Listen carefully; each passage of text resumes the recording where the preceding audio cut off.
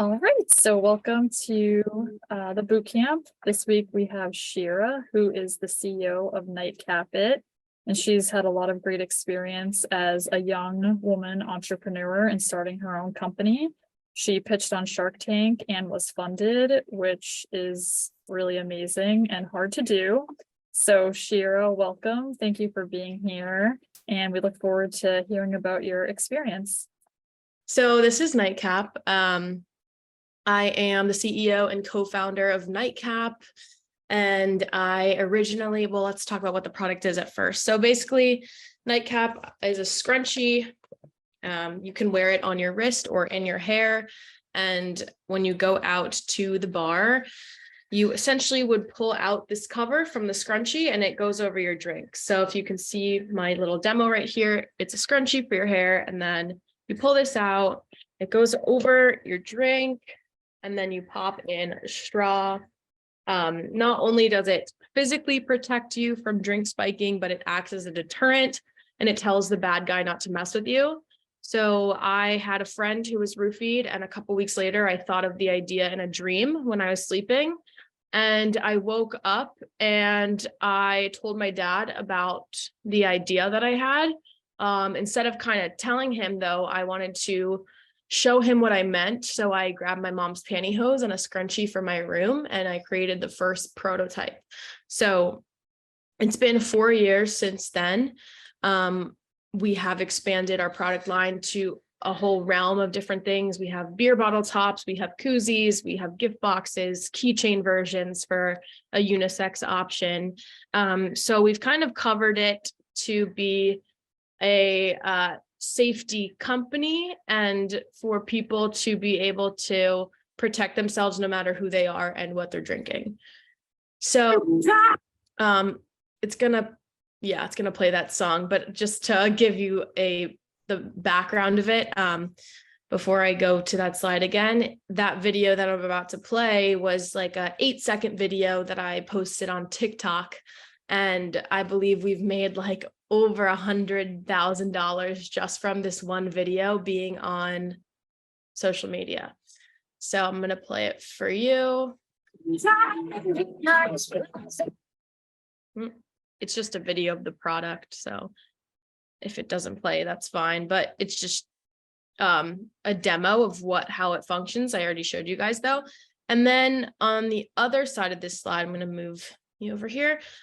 We have some of the other products that we have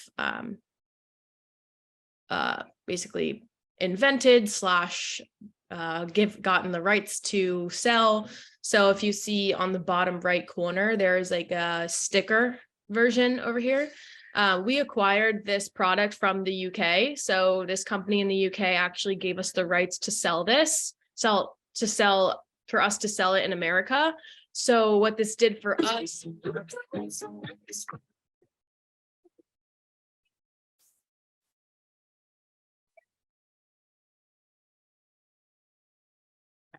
So what this did for us was it gave us the ability to have a B2B model in our business. So, you have the scrunchies and you have the keychains, and a lot of universities will come to us and they will purchase those in,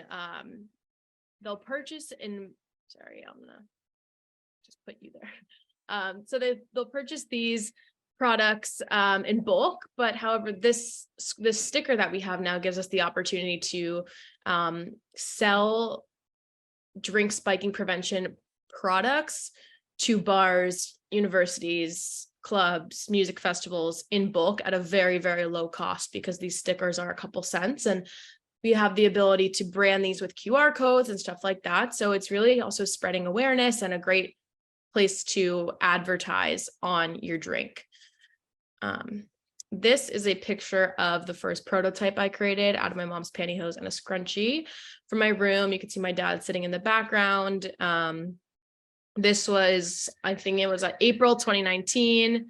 And then this is the Shark Tank episode. I'm not going to play it, but you could probably go back and watch it after. The title of it is "A Passionate Lori Grenier Makes a Quick Deal." So we went in there. we really wanted Lori as our shark, and we ended up getting her. So our deal was 25% for $60,000. And at the time, our company was valued much lower. So that's why it sounds like low numbers, but we didn't want to go in there and ask for so much money because we didn't want to get laughed at, because that's kind of what the show tends to do. I was 17 at the time. We had to quarantine for 10 days in Las Vegas at the Venetian Hotel.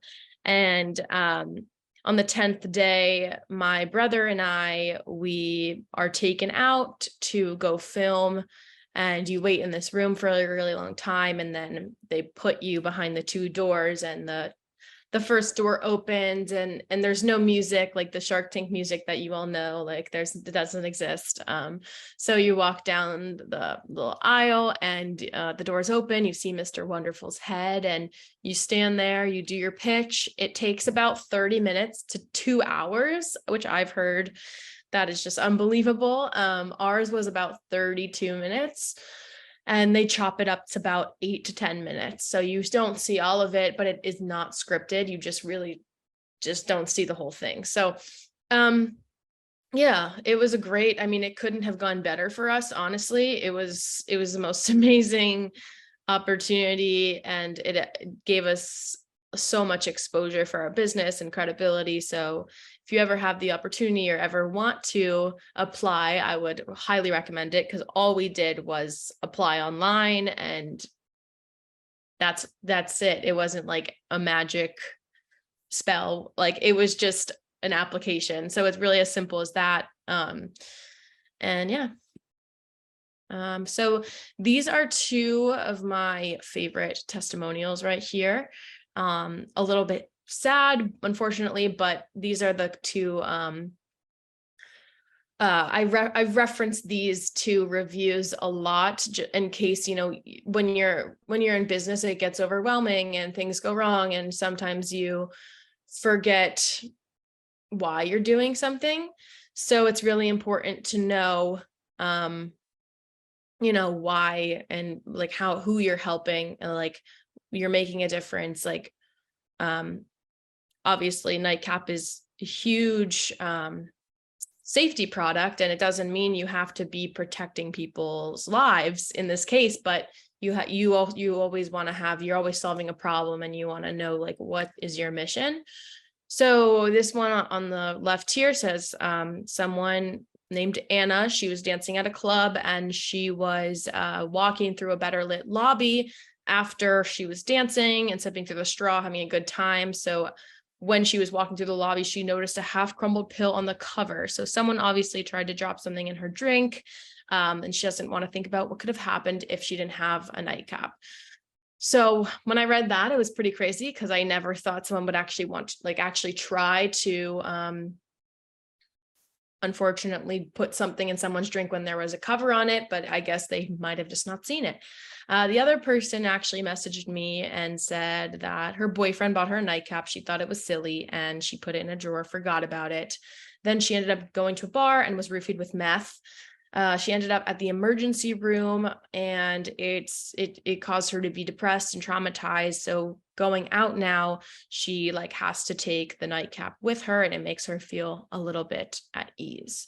So that's another review that is really touching, because obviously this is a product that has to be normalized. It's not something that people are used to. So advertising it on places like TikTok and Shark Tank make it more of a fun solution to a serious problem, which is really important, because nobody wants to use, a silly product. So we want to make it something that people feel comfortable using, and something that people don't want to throw in their drawer. So, yeah, that's very important to normalize stuff like this. I just added this in here because I know you guys are all in school, so just wanted to put it in there. But a little bit of safety tips when going out is just to surround yourself with people that you trust, respect the bartenders, watch them make your drinks, cover your drinks. And if you do cover your drinks, never leave it unattended, because a lot of people think that this product is for putting down and going to the bathroom, which it's not. It's that extra layer of safety. So it's the seatbelt that you're wearing, it's locking your door, it's like the extra layer. And then I'm not sure if you guys know what angel shots or red zones are, but the red zone is a time period from August to about November, December, winter break, when sexual assault cases rise on college campuses. So this happens for variety of reasons, but it is a proven statistic that this stuff happens during the fall, because a lot of people are new on campus. Hazing is happening. There's a lot of stuff that's going on. People are just, there's no excuse for it, but it's happening. So just to know like the term red zone and to be aware of it, that's the time period.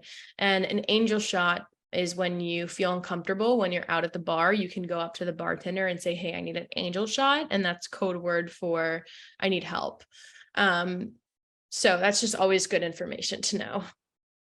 And then you guys probably, I don't know if you met Raja and Ray, I'm sure you did, but I just added them on here because we're great partners, and they also have a safety company as well. I do want to leave like it open for Q&A. Here are my social media accounts though. This is how we've grown the business. So if you guys have questions about content, business, like all of the things, Shark Tank, I'm happy to answer them. These accounts though, like I post 2 to 6 times a day. This is what has accelerated our business. This is where we get sales, brand awareness. Everyone's on their phones, on social media. So it's really getting the product in people's face, and it's not necessarily about pushing the product saying, buy this, but kind of educating people on the dangers of drink spiking and how they can stay safe is really important. And this is like now my kind of full-time job is being a content creator, which I never really thought I would be, but that's what is working. So now I enjoy it, and it's great for the brand. So if anyone has questions, I'm happy to answer. I hope that covered most of it. And yeah, does anyone have any questions? Thank you. That was great. Yeah. Any questions? So I have a couple questions, maybe that will help spark additional questions if anyone has any. Yeah. Can you talk about how you protect or have protected your product? And I know you've got the Shark Tank deal, but did you have any patents pending or anything before that? Yeah, absolutely. So our first product, NightCap, we have a patent on it. Some of the others are patent pending, and some of them we don't have patents or anything at all. And the thing is, the product that we have the patent on, which is the scrunchie, is the one that gets copied the most. So my brother is he is the professional at this, so he's taken down over 3,000 knockoffs.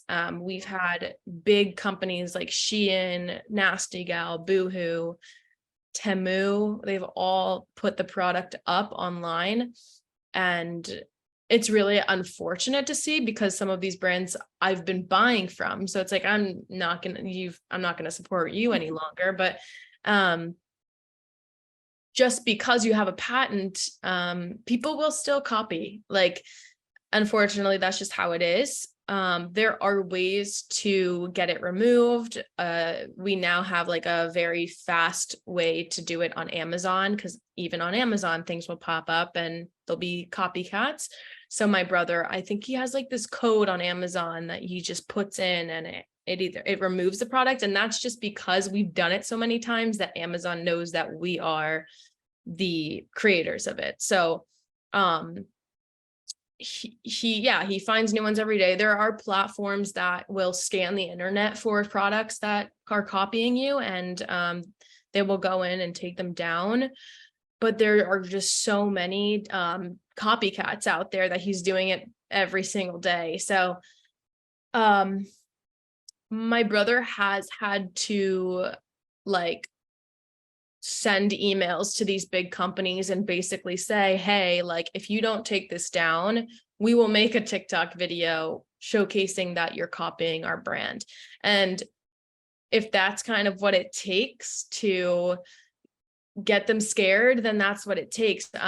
When Nasty Gal and Boohoo copied the product, it was a year ago, and I made a TikTok video and it went viral. So it had 2 million views, and obviously this doesn't look good for them. So they sent us an email and they said, hey, like, we took your product down. Can you take down your TikTok? And I said, if you can go on your accounts and post about the real product, sure. But they didn't agree to that. So I still have the TikTok up. And yeah, I mean, that is the beauty of social media too, because people are, I mean, it really takes like one person to go online and make a video. In any of these cases, like, you have a bad stay at a hotel or Uber ride. I mean, it really takes one person. And that's what I've learned about, like, the importance of one customer, because now everyone has access to so many eyeballs and ears. So it's really important to treat everyone as if they're, I mean, your best customer or whatever it is, but to always make sure of that. Yeah, the IP stuff, if you guys do have like more questions about that, I can connect you with my brother, who is the professional. He's not a lawyer, but he's really good at it. So I actually had a follow-up, or really a comment. You might even want to try to turn it into a sale and say, you know what, if you like the product so much, why let us put out your brand name or your logo on our product, and then you can get it from us officially. Yeah. I mean, totally, we should. It's just like, you almost have like you don't even want them to be your customer. It's like, why would you guys do this? But yeah, I mean, the saying that you're gonna make a video about it scares them, and they it should. Yeah.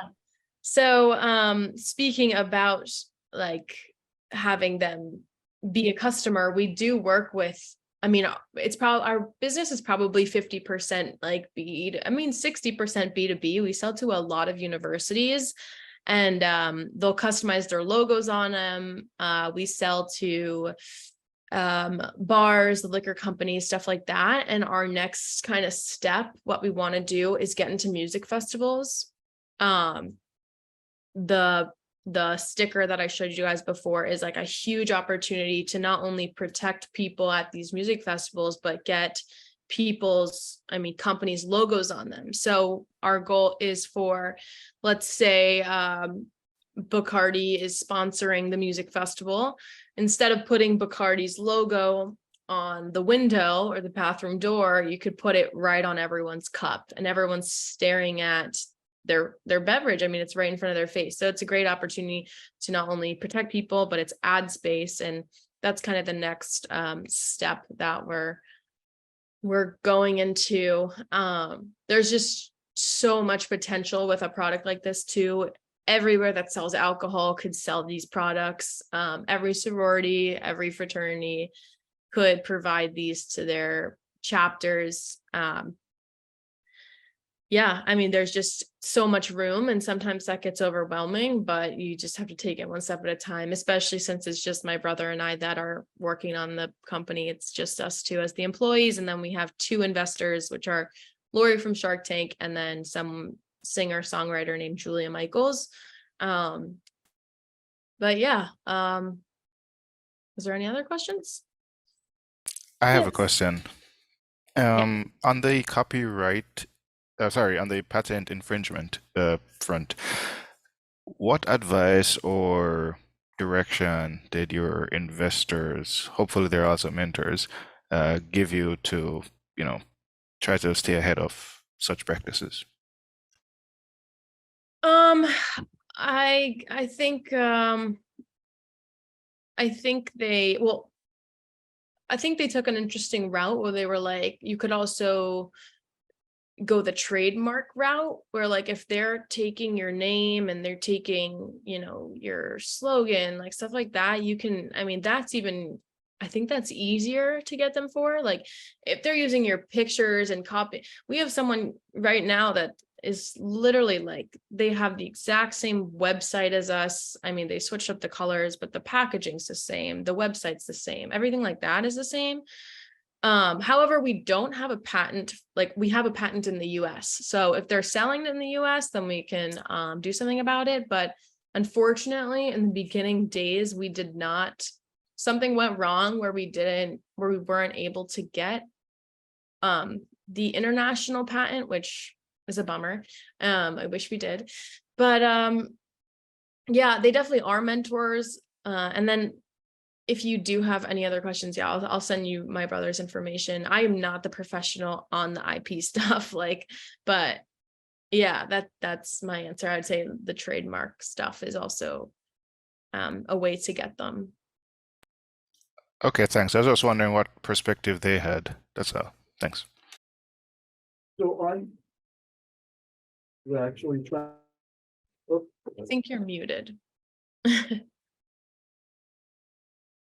So Holly and I sit next to each other, so we try to mute so we don't get the. Gotcha. So one of the questions, so on that international patent on your new products, are you able to get international patents? Well, the thing is, our newest products are like harder to patent because they're not as original. Like one of our newer products it's called a can cooler cover, because the word koozie is trademarked. So it's a koozie, but it has a lid. So like, to get a patent on a koozie with a lid is a lot more difficult than like something like this. And then we have these beer bottle tops that go into a pouch, and the pouch is attached to your keys. So it's like beer bottle tops like that. We weren't the first to do beer bottle tops, but we're probably the first to put them in a pouch. So it's just like things like that. It's almost like, is it really worth it? But the best part about having a brand on social media, online, and stuff like that is that if you're buying from somewhere else, you're not buying from the NightCap, so the brand awareness part of it is like, you're buying from us, and that's what makes it special. Yeah, like, I think that's a huge part of it, just because I'm someone too who wants to be a customer of the real thing. I don't really necessarily want to go to Alibaba to buy the product. Well, I think the other thing to emphasize with that, though, is you're probably getting a quality product, as opposed to who knows what this other material is that they're using, who knows where it's been. Right. One of the things I know Amazon used to do, I don't know if they still do it, but let's say we had Patriots jerseys, for example, and I made some Patriots jerseys in my basement, and then Champion makes Patriot jerseys. And mine look exactly like theirs. At Amazon, they'd all be in the same stock, and you wouldn't know if you were getting my jersey or you were getting an official Champion jersey. But, maybe I even put the Champion logo, I don't know, or something. But at one point, it was a big problem with Amazon, where so is your stuff all in its own spot at Amazon, so it's not getting mingled with. Clearly you're able to get the knockoffs off there, but that's the. Yeah, and it's not, our business isn't perfect either. Like, we still have work to do in those areas. Even not having the international patent is sometimes a bummer, because people are copying us in different countries, and it sucks to see, but we're doing what we can, and we're doing well enough that it's not making a humongous dent in the company. So that's good. One of your ads might be to get some knockoffs and show why they're not good quality or something like that. That might be a good social media thing. Oh, look at this one. It just rips in half when you look at it or something. Yeah, no, totally. It's just like, yeah, I would love to do a whole, you know what, I actually did a video recently about, I said, come with us to take down an Amazon knockoff, like kind of taking people through the steps, because that stuff is interesting, but it doesn't come across right. It comes across as you don't care about the problem, you care about making the money, which isn't true. The problem is like what we mainly focus on. So I'd rather people not think that about us than create the content about. As a user, though, I think my concern would be that, am I getting a product that's going to make me sick because it's made of poor quality material? Is it going to, are they using paint or some coloring that's going to fall in my drink? And, Yeah. I'm trying to prevent a problem, but is it going to create a new problem? Yeah, totally. I mean, totally. Yeah, well, it's something to think about. I'll definitely write it down. Sure. I have a question for the difference maker students here. As like a young entrepreneur, what were some challenges you faced and how did you overcome that? Because a lot of the students here, they work, they might have families, commuting to and from campus, taking classes. So there's always a lot of things that every individual person is juggling. And then plus obviously pursuing an idea, trying to start a company is a large endeavor. So how were you able to do that? And what were some challenges and how did you overcome that? So I actually would love to talk just a little bit about this whole journey of like being a student and working on the company. A lot of people do it. A lot of people can manage that time really well. But I started this company when I was really young. I was 16. I'm 20 now. So I'm legally not even able to use my product, which is just so funny. Anyway, I was 16, so I was in high school. My brother went to FSU and he was really starting to work on this with me because he knew how big of a problem it was. So he was going to his school pitching and he won us $15,000 with all these pitch competitions. So there are different ways at your schools to take advantage of while you're there, like take those opportunities. Like he would go to the lawyers at FSU and he'd get advice, like legal advice and stuff like that for free. So I would say take advantage of being a student while you can. And for me, when I went to the University of Tampa and I honestly was so kind of overwhelmed and I wasn't able to work on the company and be a student. I was on the opposite side of the state as my brother, very far away from like the company headquarters. Just had the mindset of a freshman college student. So I didn't really care. And then I also thought, is it going to take me 3 to 4 years to get this degree and then I'm going to work on the company? So it's definitely hard to do both. But here's the biggest thing that I like. Number one is that I mistaken lack of education for lack of experience. So the biggest thing as a young entrepreneur was that I had no idea what I was doing. And the only thing that helped me was just doing it, trial and error, making those mistakes, learning from people around me, other founders that I would meet, people on social media. But I never was given a pamphlet and it said, this is what you need to do ever. So it was all about trial and error. And I did end up leaving college mid sophomore year. So I've been out of college for almost 1.5 years, which I can't relate to be a student and work on the company because I'm not right now. But when I just didn't really, I wasn't focused on the company. I was young and I didn't understand business like I do now. But what got me to understand business was just doing it, going through the motions, being handed a task and having to figure out how to do it. Like even pursuing social media and has taught me how to sell a product. It's taught me how to communicate online, how to get a message across. It's taught me how to not care what people think.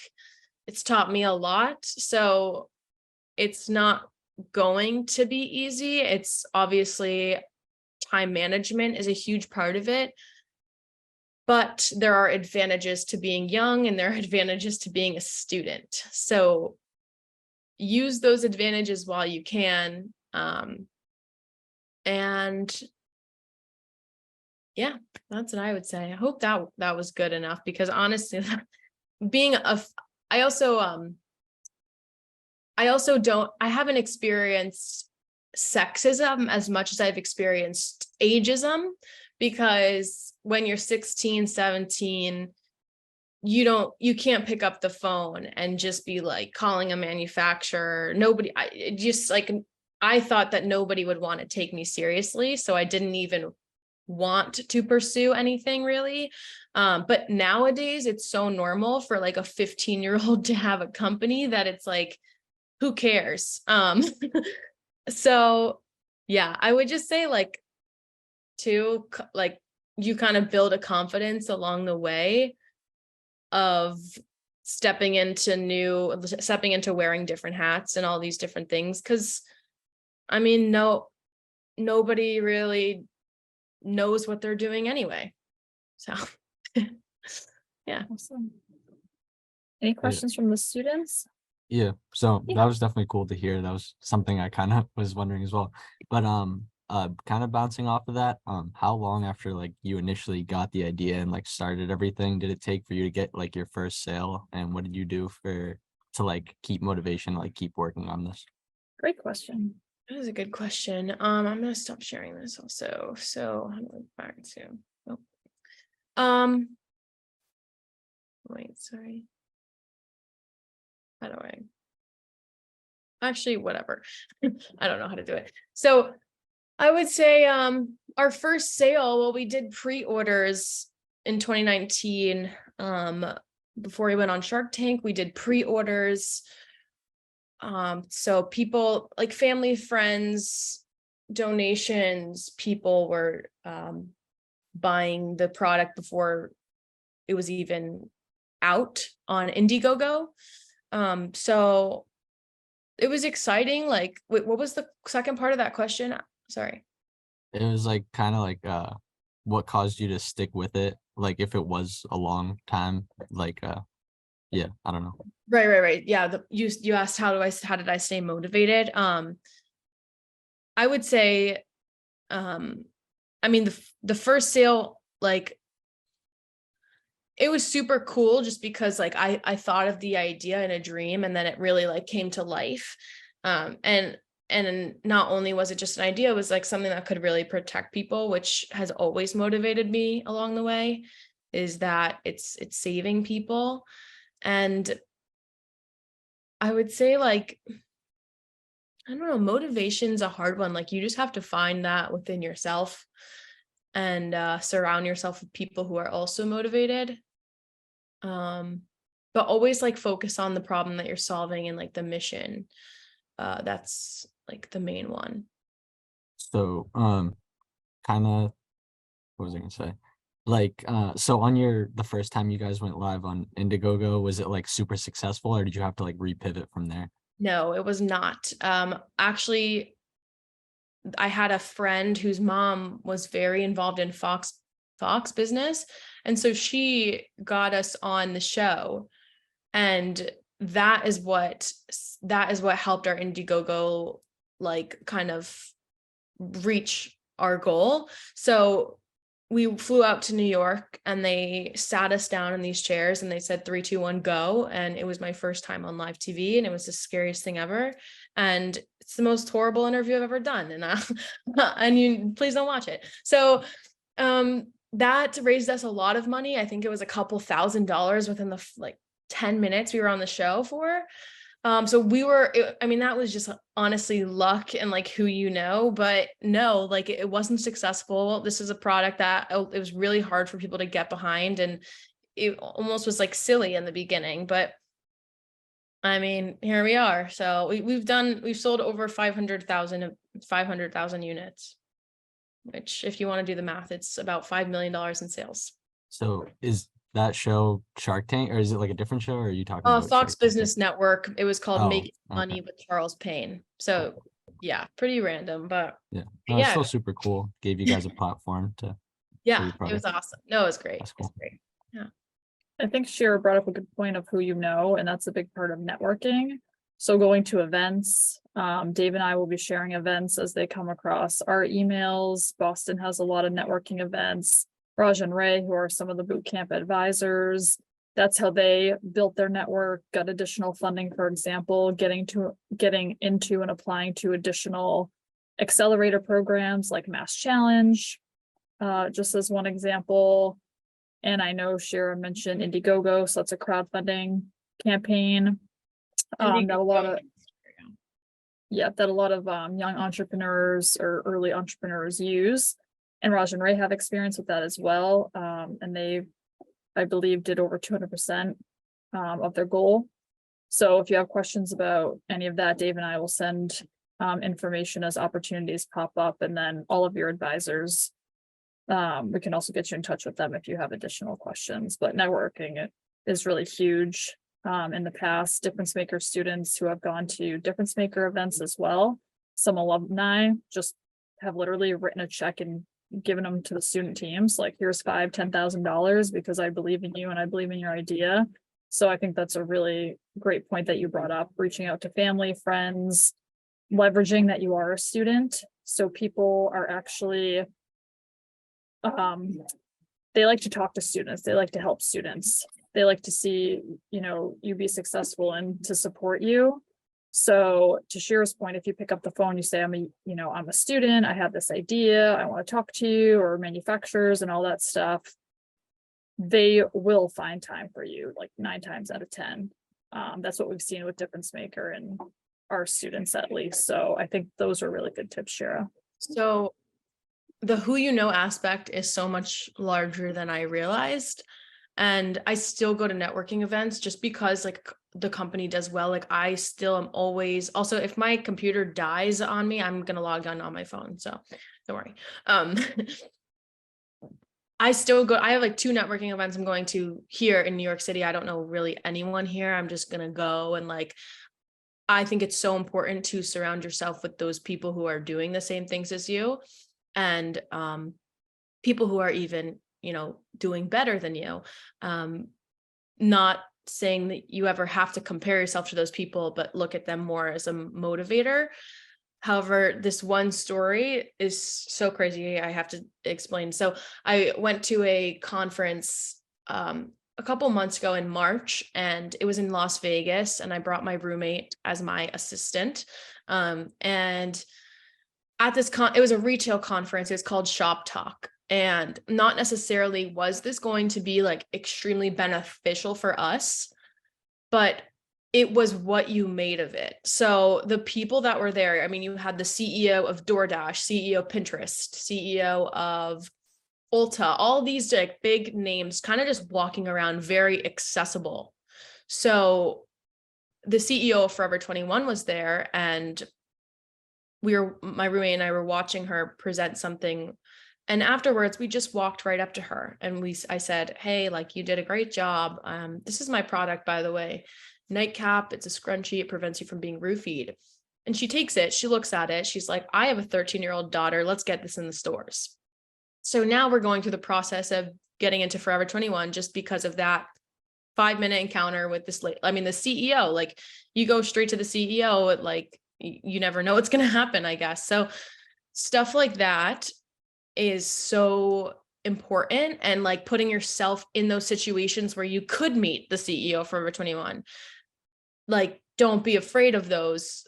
Lean into the scariness of it almost. And that's how you met Raj and Ray, right? Was that at a networking event, and then you formed a partnership out of I that think- I connection? think they reached out to us online, and then Okay, then we've just been really good friends, and we see them all the time, like Florida, Boston. I mean, yeah, we're always working on stuff together. any other questions? Yes, Yeah, Nina. so earlier you were talking about how you have like partnerships with like universities. Who at a university do you reach out to form like a potential partnership like that? Or maybe even Holly might know that, I'm not sure. Okay, wait. Do you mind if I answer that? I'm gonna log in on my phone really quick and just Yeah. set it here. Hold on. So Nuno, I think just to start, I think it might depend on your idea.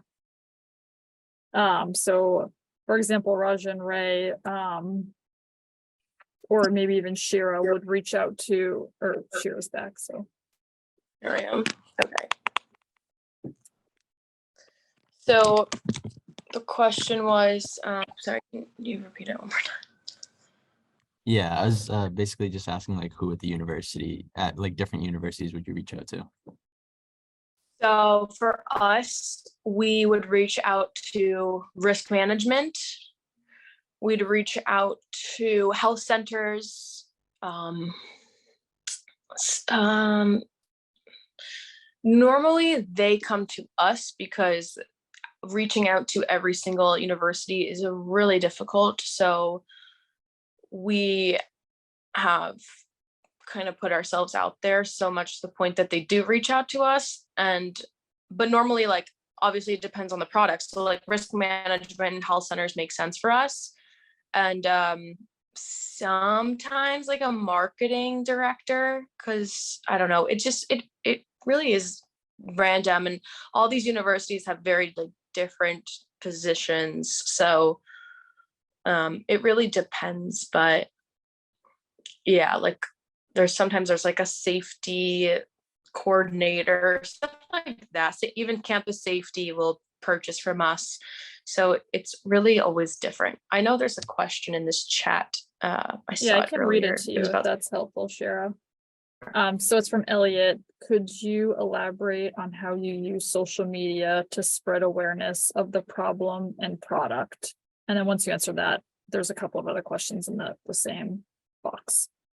Okay, honestly, can you read the other questions first? Yeah. Because the social media and long, it's gonna be long. Okay, so what methods do you believe help the most to gain eyeballs and ears, ambassadors, hashtags, using popular songs?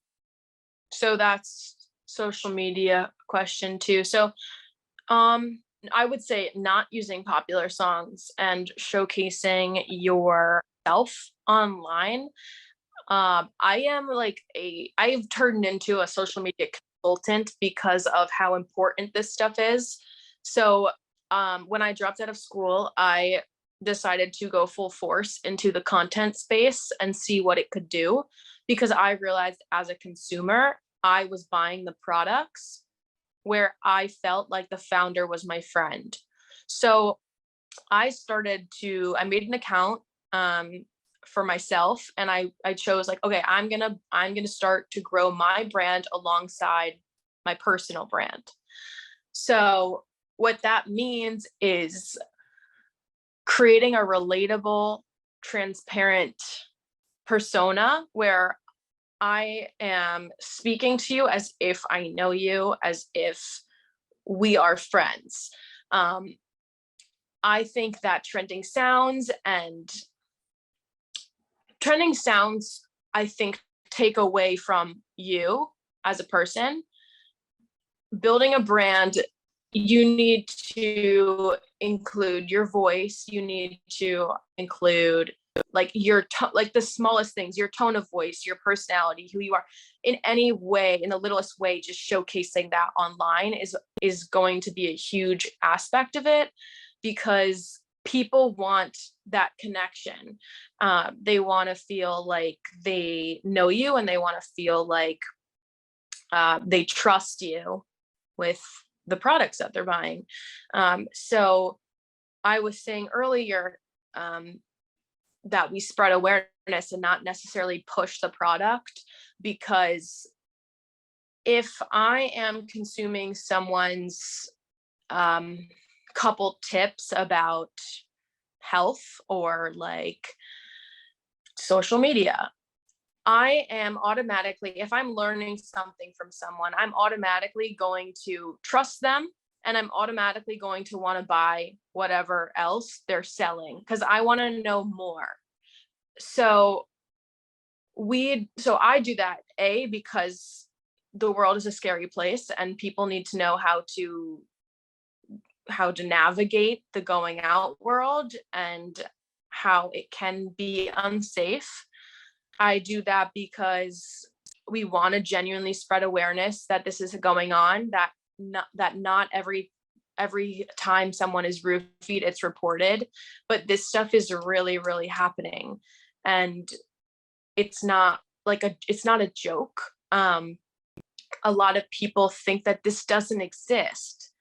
So the amount of people who come to us and they're like grateful for this product because they've had traumatic experiences in the past and now they can actually go out and feel safe that's like life changing. So we do that for multiple reasons, but like in the end, it ends up being like you're gonna be able to sell people products because you're educating them on the problem.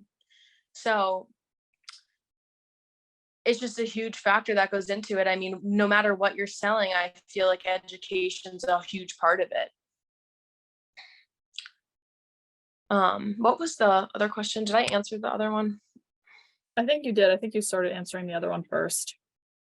Yeah. About not using popular videos, having your voice, connecting with the audience. Yeah, so I think we covered all that. Elliot, was there anything else that you wanted to elaborate on? Nope, very helpful. Awesome, thank you. And Dave and I wanted to mention that going to conferences or travel, you can actually do with your difference maker funds. So if there's a trade show or a conference or something that you think would be helpful, we'd basically work with Caitlin and that finance office to get your travel authorizations and all of that stuff approved. So keep that in mind because that has been helpful, obviously, for entrepreneurs and past difference maker teams. So if you come across anything that you think is interesting, keep that in mind that you can use funds for travel. All right, so we have a couple of minutes left. Other questions? I have a question. Yes.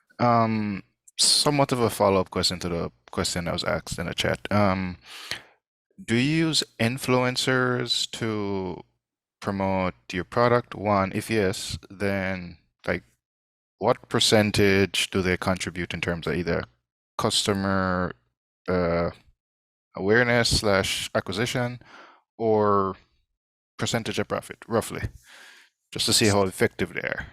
Yeah, so like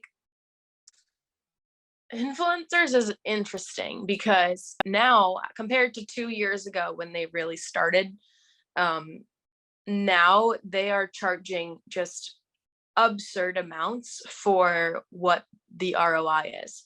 So we probably work with 1 to 2 every month, and we're getting good deals on them because we refuse to spend $10,000 to $20,000 to $30,000 on one video and get no return.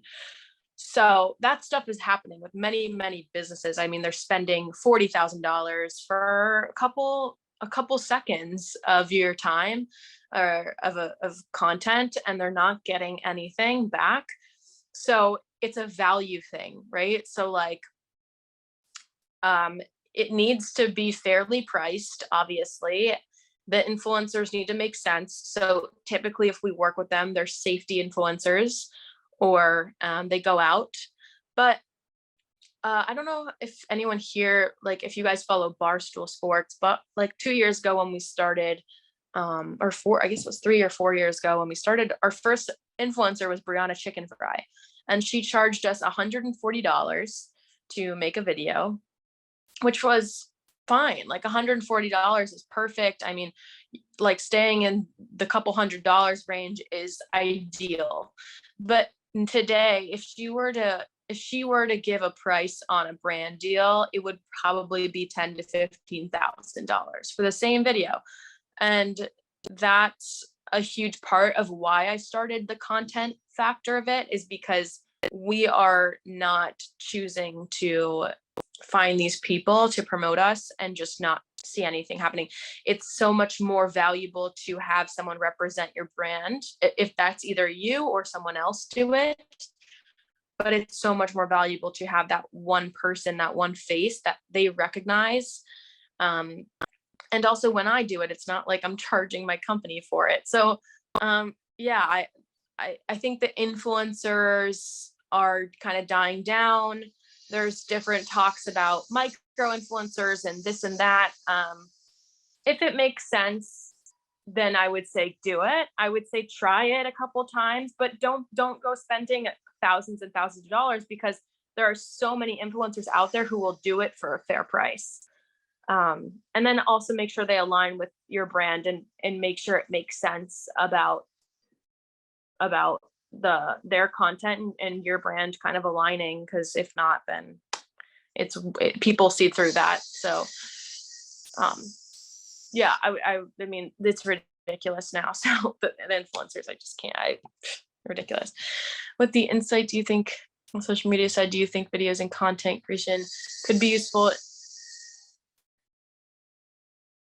How to advertise a service through viral video? So I think I totally think it's possible to advertise services through social media, and that is by building your own brand. It's exactly what I said earlier about like educating people for free, and then they want to purchase more of your ideas and your education. So all the time I see like health coaches or life coaches online, and they're giving really insightful information that I would totally go and purchase more of whatever they're selling, because I'm gaining their trust and they're gaining mine, just by watching their content over and over again. I'm not sure what service you are referring to, but I am sure there's a way that it would make sense. And there are so many people on that app that it's reaching literally like millions of people, millions. Yeah, no, that's a good point. Not to like make it about me, but like just quickly, like we're just like a service that like helps with like rental information. So my thing was kind of like, we don't really have a product to flash in the videos, but I think you make a good point with like the health trainers, like they sound like they know what they're talking about. So just like 1000%, I think you could sell that online. Like, I mean, the amount of realtors and people who are selling their Airbnbs online, people are making so much money off of Airbnb because they have like content about it. Like if I'm traveling, I'm going straight to TikTok and I'm looking up Airbnbs in the area, or I'm looking up best hotels in the area. And even like your product is about transparency, which is like perfect for social media, because everyone wants to know the behind the scenes. Everyone wants to know like what's the truth about like how much does this really cost. So I think it's extremely possible to do that. thank Yeah. Awesome. We have 3 minutes left. One last question. Does anyone have one last question? No? Oh, Dave, have you made any social media mistakes, and how did you recover from those, if so? My only mistake was really starting in the beginning and not knowing what to post online. So number one is remove everyone else's opinion from your brain, because in the end, you're going to lose business, you're going to lose money, you're going to lose all these things if you are thinking about what everyone else thinks. So disregarding everyone else's opinion is the number one mistake. Or if you are letting that opinion in is the mistake. So you want to, make sure that is kind of off your mind. And if it takes a little bit to get there, that's okay. Like, it takes a couple months to really understand what kind of content do I like to watch, because that's the kind of content you should be making. So you're gonna have to do some trial and error online, post it, see how people react to it. And content today is the new resume. So you see random people from your high school building a brand on TikTok, you're not thinking about them all day long, like, oh, that was such a weird video they made. They're not thinking about you as much. Like, we're all thinking about ourselves way, way, way more than everyone else is. So it's just like getting over that fact, and beginning is the hardest part. There's no mistakes made, but it's the hardest part. Is just like stepping in that new realm. It's new to everyone too. So that's also something to keep in mind, is this is a very new concept of showcasing yourself and showcasing your brand online in front of a lot of eyes is not normal, but we have the opportunity to do that. So we're so fortunate that we can get our brands in front of so many people so quickly, because it's never been like that. So it's like, why not take advantage of this time? All right. Sorry, what was that? I'm a motivational speaker too. Yes, you are. This has been fabulous. So that hour really flew by. So thank you so much for obviously being an advisor, but also giving your time to the students and sharing your experiences. And congratulations on all your success so far and helping people, which again is the key. I liked how you said you always focus back on the problem. And that's what we do at Difference Maker. We always focus back on the problem. And that's how you're really going to help people and change the world, and the success and the money, will come later, as long as you always focus back on what is that problem that you're really trying to solve? Who are you trying to help?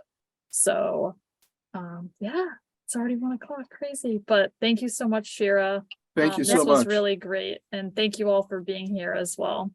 Yeah, feel free to reach out with any other questions. Yeah. Thank you. Cool. Thanks for All having me. right. You're welcome. Dave and I will hang back just in case any students have any questions. All right, cool. Thank you. And if you don't have questions, feel free to log off.